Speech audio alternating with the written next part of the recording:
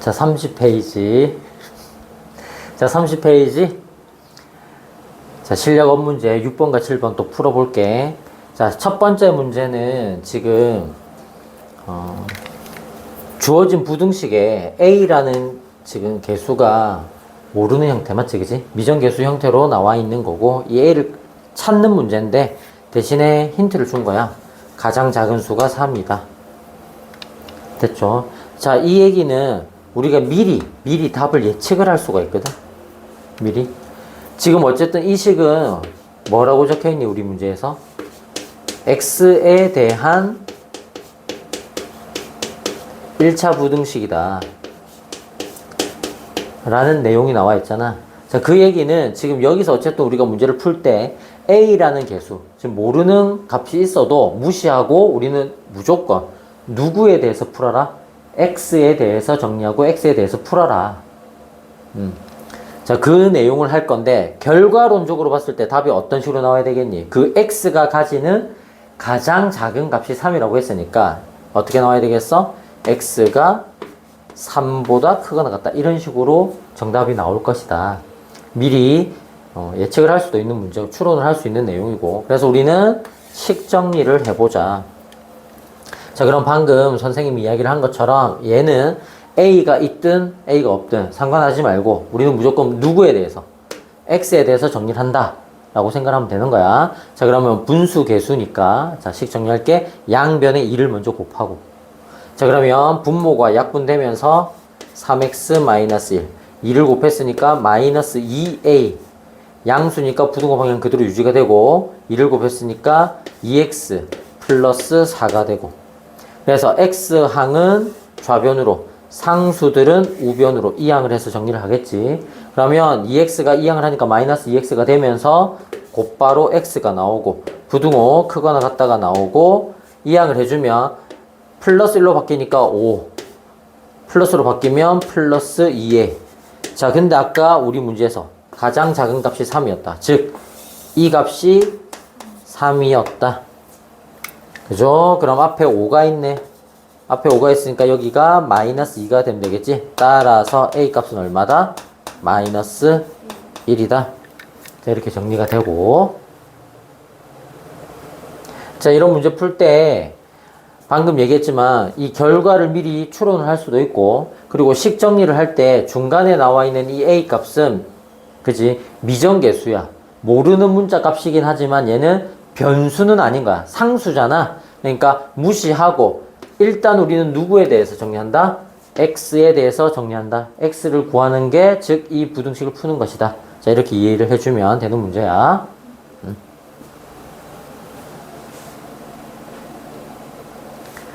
자, 다음 문제.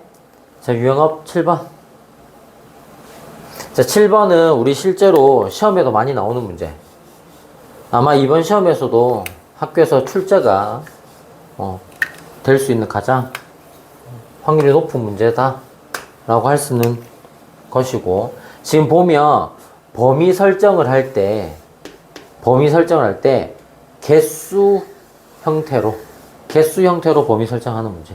그리고 또 하나는 이 개수 설정할 때 왜 이 x가 원래의 부등식에서 는을 포함하느냐 안 하느냐, 그리고 그 안에서 개수가 몇 개냐 보는 거. 자, 해볼게. 마찬가지야. 방금 풀었던 우리 6번과 마찬가지로 어쨌든 우리가 자연수 x가 4개가 나온다. 즉 x의 범위를 일단 무조건 풀어보자.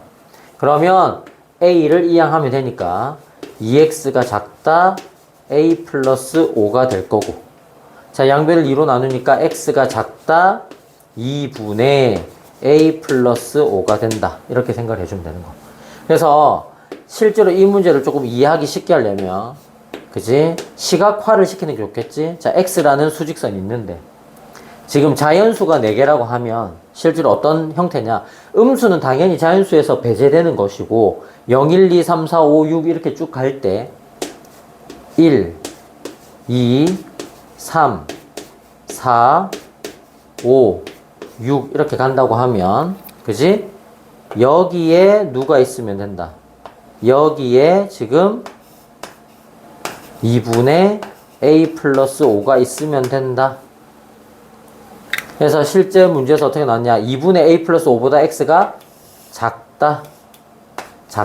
요렇게 범위가 설정됩니다. 그러니까 여기서 우리가 기본적으로 너무나도 당연한 얘기지만 알아야 되는 게 자연수가 4개라고 해서 선생님 저는 이 4개가 뭐 4, 5, 6, 7이었으면 좋겠어요. 이런 게 안 되잖아. 그치? 어떤 기본값으로부터 기준값으로부터 작다라는 범위를 가지는데 당연히 4개가 되려면 1, 2, 3, 4가 4개인 거야. 그치? 그래서 이렇게 범위가 설정이 되고 그럼 결론적으로 우리는 이 부분 요 부분을 확인해 주면 된다. 그래서 자 2분의 a 플러스 5라는 이 경계선 값이 일단 4보다는 커야 되고 5보다는 작아야 하는데 자 아까 문제풀이 초반에 이야기했던 거 자 여기에 등호를 어느 쪽에 어떻게 넣을 수 있을 것인가 인 거잖아. 그치? 어느 쪽에 등호가 들어있을까? 왼쪽일까 오른쪽일까 둘 다일까 아니면 등호는 없을까? 한번 생각해 볼래?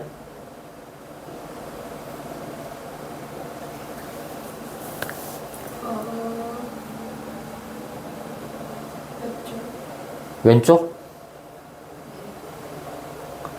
아닌데. 자, 복습 다시 한번 잘해보자. 오른쪽이다, 오른쪽이다. 잘 봐.